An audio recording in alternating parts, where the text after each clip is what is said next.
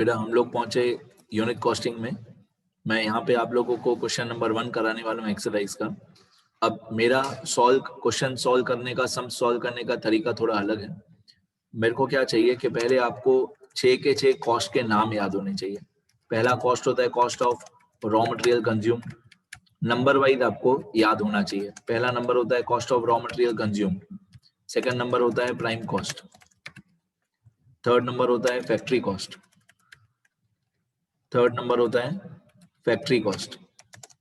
Factory cost का दूसरा नाम होता है वर्क्स कॉस्ट। फोर्थ नंबर होता है कॉस्ट ऑफ प्रोडक्शन या office cost, cost of production या ऑफिस कॉस्ट।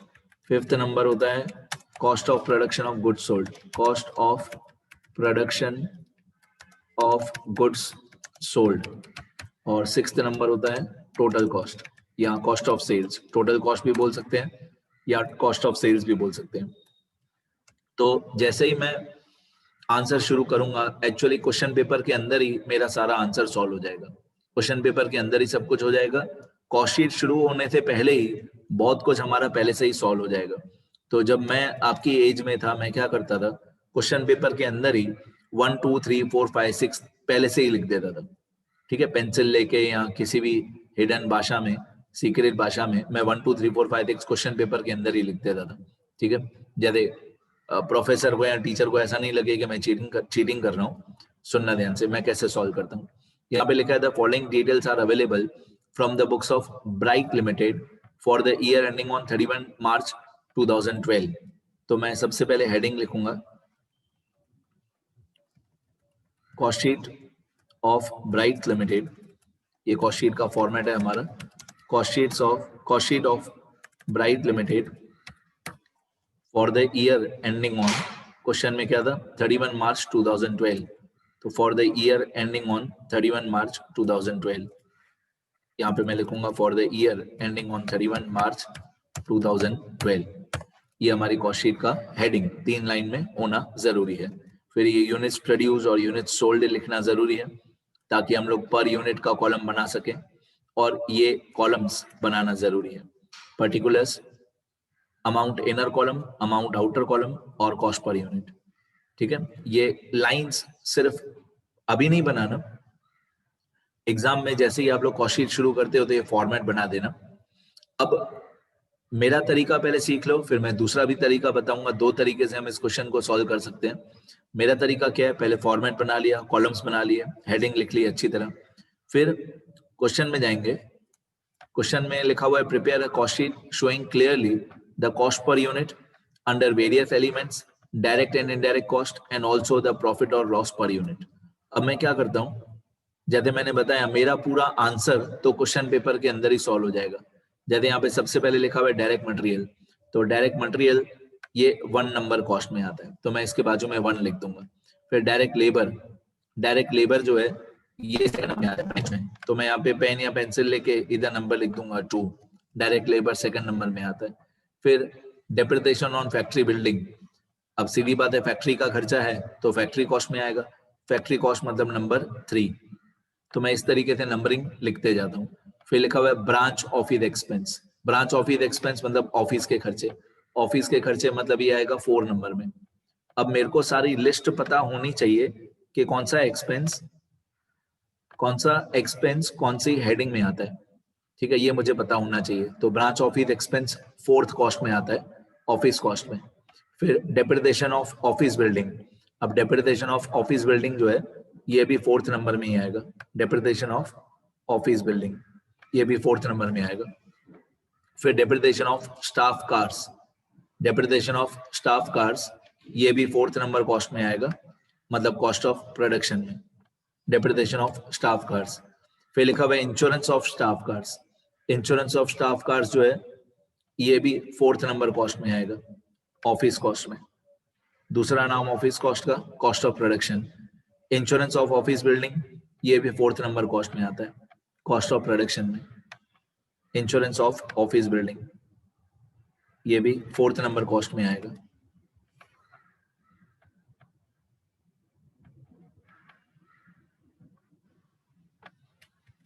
आगे इसके बाद आपको दिया हुआ है इंश्योरेंस ऑफ फैक्ट्री बिल्डिंग। अब सीधी बात है, फैक्ट्री का खर्चा है तो फैक्ट्री कॉस्ट में आएगा। Insurance of factory building, factory का खर्चा है तो फैक्ट्री कॉस्ट में आएगा। फैक्ट्री कॉस्ट मतलब थर्ड नंबर, तो ये थर्ड नंबर कॉस्ट में आएगा। फिर डिलीवरी वैन मेंटेनेंस एक्सपेंस। अब डिलीवरी वैन मेंटेनेंस एक्सपेंस जो है ये हमारा सेलिंग एंड डिस्ट्रीब्यूशन एक्सपेंस हुआ।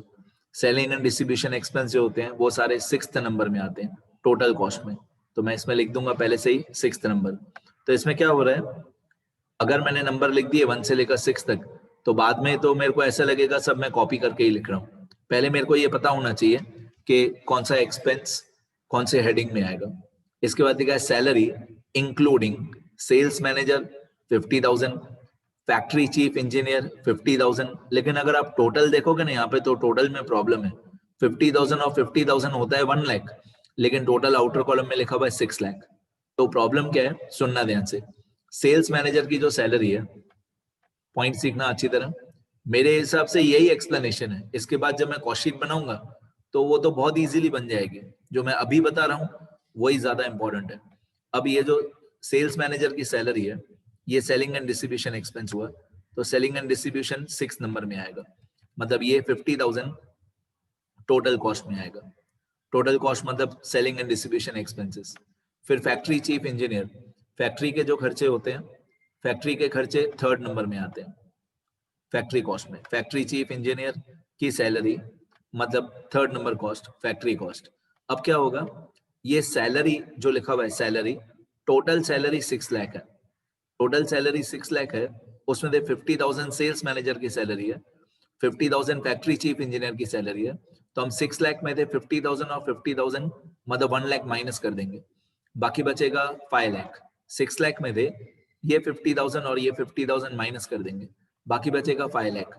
अब बाकी जो 5 लाख बचा, ये 5 लाख रुपीस जो है ये हमारे ऑफिस के ओवरहेड्स में आएगा, कॉस्ट ऑफ प्रोडक्शन में आएगा, मतलब कॉस्ट नंबर 4th कॉस्ट में आएगा।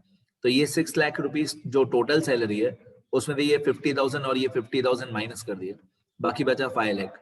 बाकी का जो 5 लाख है वो 4th नंबर कॉस्ट में आएगा। 4th नंबर कॉस्ट कौन सा होता है, कॉस्ट ऑफ प्रोडक्शन भी बोल सकते हैं या ऑफिस कॉस्ट भी बोल सकते हैं। ओके, तो इस 6 लाख के 3 पार्ट्स होने चाहिए, 50,000, 50,000 और 5 लाख।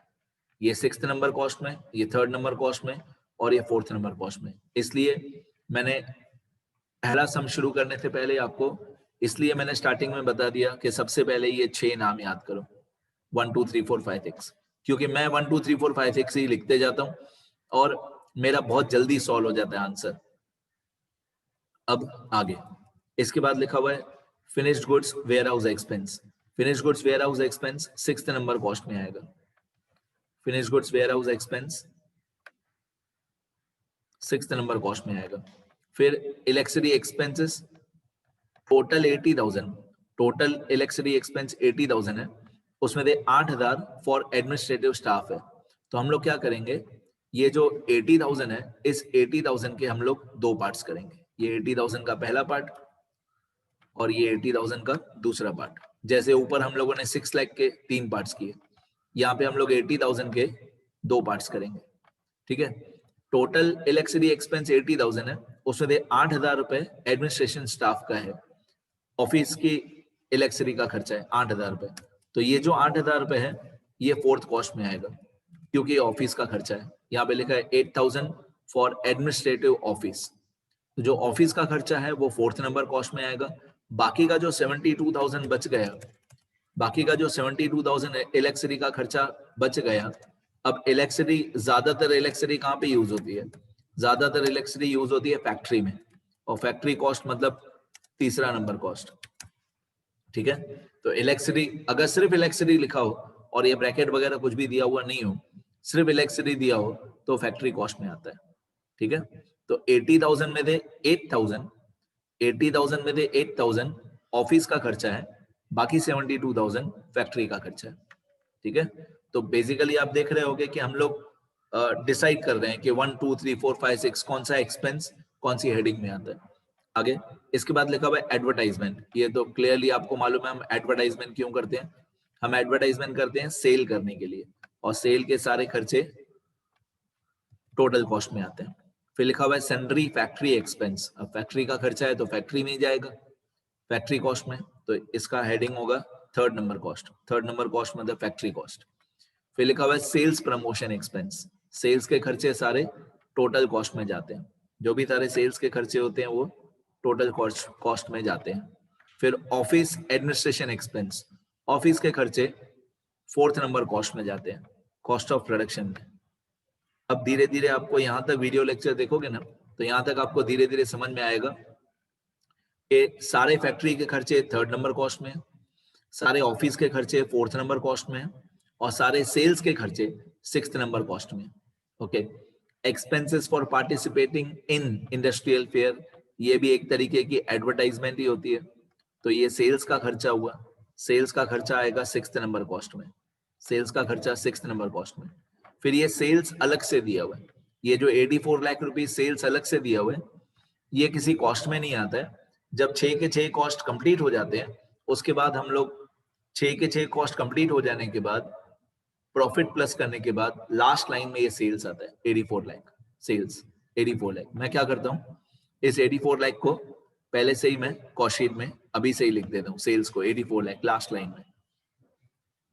ये हमारी कॉस्ट शीट है, ये 6 कॉस्ट के नाम मैंने लिख के रखे हैं, 1 2 3 4 5 6। अब ये 84 लाख जो है यहाँ पे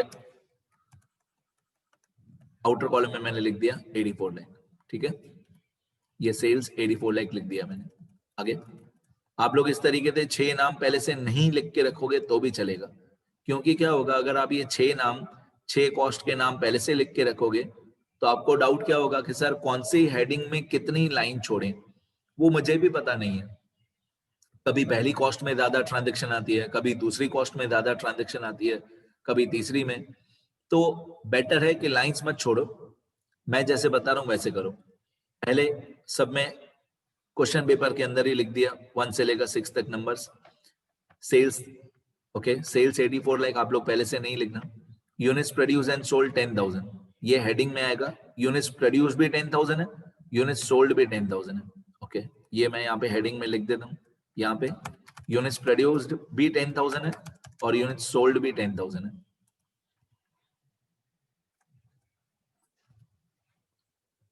तो हमने बनाए भी 10,000 यूनिट्स और बेचे भी 10,000 यूनिट्स। अब बेसिकली क्या हुआ, मेरा सारा आंसर मेरे हिसाब से कंप्लीट हो गया। कैसे, अब मैं जो पूरा क्वेश्चन पेपर है उसको फिर से देखूंगा, और जहां जहां पे भी ऑब्वियसली हम स्टार्ट करेंगे 1 नंबर कॉस्ट से। 1 नंबर कॉस्ट होता है cost of raw material consumed, तो जहां जहां पे भी 1 नंबर है वो कॉस्ट ऑफ रॉ मटेरियल में लिखते जाएंगे। और मैंने आपको पहले भी थियरी वाले लेक्चर्स में बहुत बार बताया कि हेडिंग नीचे होती है, ट्रांजेक्शन ऊपर होती है। तो जैसे ये डायरेक्ट मटेरियल है 148 लाख, और 1 नंबर कॉस्ट में क्या है, मैं सिर्फ ये ढूंढ रहा हूँ कि 1 मैंने कहाँ पे लिखा है। तो एक 48 लाख में 1 नंबर है और कहीं पे भी 1 नहीं है, बस एक ही अमाउंट है 48 लाख, ठीक है, डायरेक्ट मटेरियल। अब मैं कॉस्ट शीट में जाऊंगा और पहले सब 1 जहां जहां पे लिखा हुआ है 1 वो मैं लिख दूंगा 1 नंबर में। डायरेक्ट मटेरियल 48 लाख, क्योंकि एक ही अमाउंट है तो डायरेक्टली आउटर कॉलम में लिखो तो भी चले, इनर कॉलम में लिखो तो भी चले। एक ही अमाउंट है तो डायरेक्टली आउटर कॉलम में लिखो तो भी चले, ठीक है। और 2-3 अमाउंट होती है तो हम क्या करते हैं, अगर 2-3 अमाउंट होती है तो पहले इनर कॉलम में लिखते हैं, फिर टोटल करके आउटर कॉलम में लिखते हैं। यहाँ पे एक ही अमाउंट है इस क्वेश्चन में, तो 48 लाख आउटर कॉलम में लिखा डायरेक्ट मटेरियल, और फर्स्ट नंबर कॉस्ट में कुछ भी नहीं है तो मैं बीच वाली सारी लाइंस डिलीट कर दूंगा। बीच वाली सारी लाइंस मैंने डिलीट कर दी तो हमारा टोटल भी 48 लाख ही आएगा, क्योंकि एक ही अमाउंट है तो वही टोटल आएगा 48 लाख, ठीक है। ये हमारा cost of raw material consumed हो गया। इसमें जितनी भी अमाउंट्स हो उनका total cost of raw material consume में लिख देने का, जितने भी यहाँ पे 1 नंबर जहां जहां पे हमने लिखा हो, और आपको पता होना चाहिए कि कौन सा एक्सपेंस कौन सी हेडिंग में आता है, ठीक है। आगे इसके बाद सेकंड नंबर होता है प्राइम कॉस्ट। अब जहां जहां पे भी मैंने सेकंड नंबर 2 लिखा होगा वो सब मैं प्राइम कॉस्ट में लिख दूंगा। तो एक है ये डायरेक्ट लेबर, सेकंड नंबर मतलब prime cost 10 lakh, direct labour 10 lakh. तो मैं कॉस्ट शीट में जाऊंगा, यहाँ पे मैं लिखूंगा डायरेक्ट लेबर 10 लाख। पहले मैं फर्स्ट कॉलम में लिख देता हूँ 10 लाख डायरेक्ट लेबर। अब मैं वापस क्वेश्चन में जाके देखूंगा सेकंड नंबर कहाँ पे लिखा हुआ है, मैं चेक करूंगा कि मैंने सेकंड नंबर कहाँ पे लिखा है। तो सेकंड नंबर और कहीं पे भी नहीं लिखा है, एक ही अमाउंट है direct labour 10 lakh. Second number मैंने एक ही जगह पे लिखा है। अब जो मैं लिख रहा हूँ ना बेटा, ये मैं फॉर्मेलिटी कंप्लीट कर रहा हूँ, जो मैं अभी कंप्लीट कर रहा हूँ। अभी मैं कॉस्ट शीट, अभी सिर्फ मैं आपको प्लस माइनस करके बताऊंगा कि ऐसे प्लस करते हैं, ऐसे माइनस करते हैं, ऐसे डिवाइड करते हैं। बाकी मेन जो हमारा काम था वो तो क्वेश्चन पेपर के अंदर ही कंप्लीट हो गया। अब प्राइम कॉस्ट के अंदर भी एक ही अमाउंट है, प्राइम कॉस्ट के अंदर भी एक ही अमाउंट है। तो इस अमाउंट को मैं आउटर कॉलम में लिख देता हूँ, इनर कॉलम में भी हटा देता हूँ, आउटर कॉलम में लिख देता हूँ, क्योंकि एक ही अमाउंट है। तो 10 लाख आउटर कॉलम में लिख दिया। अब टोटल कैसे करते हैं, ये 1 नंबर कॉस्ट मतलब cost of raw material consumed plus ये डायरेक्ट लेबर, तो 48 लाख प्लस 10 लाख। तो 48 लाख प्लस 10 लाख कितना होगा, 58 लाख। 58 लाख ये हमारा प्राइम कॉस्ट आ गया, सेकंड नंबर कॉस्ट आ गया। मतलब first number cost plus direct labour equal to second number cost 58 lakh. अब मेरे को चाहिए इनडायरेक्ट फैक्ट्री ओवरहेड्स, मेरे को चाहिए इनडायरेक्ट फैक्ट्री ओवरहेड्स, मतलब जहां जहां पे भी मैंने थर्ड नंबर लिखा था। ऐसी बहुत सारी एंट्रीज थी जहां पे मैंने थर्ड नंबर लिखा था। इनडायरेक्ट फैक्ट्री ओवरहेड्स में सबसे पहले है डेप्रिसिएशन ऑफ फैक्ट्री बिल्डिंग 30,000। अभी आप लोग समझ गए होंगे कि हम लोग क्या कर रहे हैं, हम एक्सपेंसेस को सॉर्ट आउट कर रहे हैं कि ये यहाँ का खर्चा है, ये यहाँ का खर्चा है, जो जहाँ का खर्चा है वहां पे लिखते जाओ। यदि हम लोग 11th 12th में फाइनल अकाउंट्स करते थे, तो फाइनल अकाउंट्स में हम एक्सपेंसेस के 2 पार्ट्स करते थे। कुछ एक्सपेंसेस ट्रेडिंग अकाउंट में आते थे और कुछ expenses profit and loss account में आते थे। यहाँ पे हम लोग एक्सपेंसेस के 6 पार्ट्स कर रहे हैं, ठीक है। तो 1 2 3 4 5 6 जो हमारी 6 हेडिंग है। अब डेप्रिसिएशन ऑन फैक्ट्री बिल्डिंग 30,000 ये फैक्ट्री में आएगा। Depreciation on factory building 30,000, depreciation on factory building. अब depreciation on factory building third number cost में आएगा। Okay, depreciation on factory building. इसके बाद हम देखेंगे और थर्ड नंबर में क्या दिया हुआ है। तो डेप्रिसिएशन ऑन फैक्ट्री बिल्डिंग ये दिया हुआ है थर्ड नंबर, और इसके बाद दिया हुआ है थर्ड नंबर में ये इंश्योरेंस ऑफ फैक्ट्री बिल्डिंग 3000। तो ये मैं थर्ड नंबर में जाके लिखूंगा इंश्योरेंस ऑफ फैक्ट्री बिल्डिंग 3000। यहाँ पे insurance of factory building, insurance of factory building, insurance of factory building 3000। इसके बाद देखेंगे और थर्ड नंबर में क्या है, ये हो गया। इसके बाद थर्ड नंबर में है ये salary of factory chief engineer 50,000। ये 50,000 है third number, salary of factory chief engineer. इसको सुपरवाइजर भी बोलते हैं, सैलरी ऑफ सुपरवाइजर या salary of factory chief engineer 50,000। Salary of factory chief engineer, ठीक है। या कभी अगर ऐसा आता है सैलरी ऑफ सुपरवाइजर, या मैं आपको एक दो छोटे छोटे शब्द बता दूं कि ये सब हमेशा ये थियरी वाले पेजेस में लिखना, ये रूल्स वाले पेजेस में लिखना कि कभी भी टेक्निकल शब्द दिया हो, कोई भी technical expense, any technical expense is recorded, any technical expense is recorded in factory cost, मतलब थर्ड नंबर कॉस्ट। कभी भी टेक्निकल शब्द लिखा हो तो फैक्ट्री कॉस्ट में ही आएगा, ठीक है। अगर सैलरी ऑफ सुपरवाइजर हो, सैलरी ऑफ सुपरवाइजर ये भी फैक्ट्री कॉस्ट में ही आता है। सैलरी ऑफ सुपरवाइजर भी फैक्ट्री कॉस्ट में ही आता है। ठीक है, आगे और क्या दिया हुआ है थर्ड नंबर में? थर्ड नंबर में दिया हुआ है, ये हो गया थर्ड नंबर। यहाँ पे अभी ये थर्ड नंबर 72,000, इसमें लिखा हुआ था इलेक्ट्रिसिटी एक्सपेंस, ये हो गया 50,000 हो गया हमारा ये वाला। अब ये जो इलेक्ट्रिसिटी एक्सपेंस था इसमें थे 72,000 फैक्ट्री का खर्चा था, तो 72,000 मैं फैक्ट्री में लिखूंगा, 72,000 इलेक्ट्रिसिटी ऑफ फैक्ट्री, तो मैं यहाँ पे लिखूंगा इलेक्ट्रिसिटी ऑफ फैक्ट्री। इलेक्ट्रिसिटी का खर्चा ज्यादातर फैक्ट्री में ही होता है। आगे और थर्ड नंबर कॉस्ट में क्या लिखा हुआ है, यहां तक हो गया 72,000 तक। फिर लिखा हुआ है थर्ड नंबर में सन्ड्री फैक्ट्री एक्सपेंसेस 6,80,000। बस मैं सिर्फ यही ढूंढ रहा हूं कि थर्ड नंबर मैंने कहां पे लिख के रखा है। तो sundry factory expenses 6,80,000, sundry factory expenses 6,80,000, sundry factory expenses 6,80,000। तो इसलिए आप लोग जो नीचे वाले 6 कॉस्ट हैं वो पहले से लिख के नहीं रखोगे, आप कुछ भी पहले से लिख के नहीं रखोगे, आप लोग एक एक कॉस्ट करके सॉल्व करोगे, क्योंकि कहाँ पे ज्यादा लाइन चाहिए कहाँ पे कम लाइन चाहिए वो पता नहीं, हर क्वेश्चन में अलग अलग होगा, इसलिए पूरा फॉर्मेट पहले नहीं बनाना, एक एक कॉस्ट करके सॉल्व करना। ओके, 6,80,000 सन्ड्री फैक्ट्री हो गया, सन्ड्री फैक्ट्री एक्सपेंस 6,80,000, और कहीं पे 3 नंबर नहीं है। मैं तो लास्ट में ये भी काउंट कर लेता हूँ कि मैंने 3 नंबर कितनी बार लिखा था।